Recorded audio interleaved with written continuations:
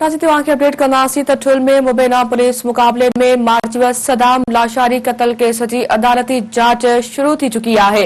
मक़तूल सदाम लाशारी जो वालिद भेण ॿाड़ा ऐं ॿिया घर भाती डिस्ट्रिक्ट एंड सेशन जज अॻियां पेश थिया आहिनि। मक़तूल जे वारसनि जो चुनाव ते अदालती कमीशन जल्द बयान कलमबंद कराइण लाइ घुराइण जो चयो आहे। अवां खे नाज़रीन अहम ख़बर ॾियूं पिया त ठुल में मुबैना पुलिस मुक़ाबले में मार्चवल सदाम लाशारी कत्ल केस जी अदालती जांच शुरू थी चुकी है। मक़तूल सदाम लाशारी जो वालिद भेण ॿाड़ा ऐं ॿिया घर भाती डिस्ट्रिक्ट एंड सेशन जज अॻियां पेश थिया आहिनि। मक़तूल जे वारसनि जो चवणु आहे त अदालती कमीशन जल्द बयान कलमबंद कराइण लाइ घुराइण जो चयो आहे। अवां खे नाज़रीन अहम ख़बर ॾियूं पिया त ठुल में मुबैना पुलिस मुक़ाबले में मार्चवल सदाम लाशारी कत्ल केस जी अदालती जांच शुरू थी चुकी है।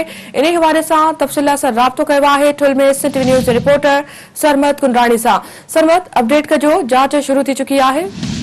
जी बिल्कुल, जैकाबाद में पुलिस मुक़ाबले मार्चवल ठुल वासी सदाम लाशारी जी कत्ल जी जुडिशियल इंक्वायरी शुरू थी है। जुडिशियल इंक्वायरी के हवाले से डिस्ट्रिक्ट एंड सेशन जज जैकाबाद उन सदाम लाशारी जे वारसन की पाण वटि तलब करे वरितो। उन में सदाम लाशारी जो वालिद मुगल लाशारी जो भेनरूं जी अमर उनजा मासूम ॿाड़ा ऐं जज तारीख़ जी अॻुवाण जावेद सागर उहे पेश थिया। इन मौक़े ते जावेद सागर बिरोही जे असांखे ॿुधायो डिस्ट्रिक्ट एंड सेशन जज असांखे ख़ातिरी कराई आहे त जुडिशियल इंक्वायरी सां शुरू कराई आहे ऐं जल्द उनखे नोटिस कया वेंदा जॾहिं तव्हां जे जेके धुरियूं आहिनि जेके केस में उन्हनि खे बि बयान कलमबंद उनखे नोटिस जारी कयो वेंदा। जेके पुलिस अमल आहे उन सां जांच कई वेंदी। जांच करण खां पोइ रिपोर्ट कई वेंदी। जॾहिं जुडिशियल इंक्वायरी खां पोइ वारसनि में सुराई आहे जो शायदि सियासी समाजी इन अमल खे बेहतरीन करार ॾिना है।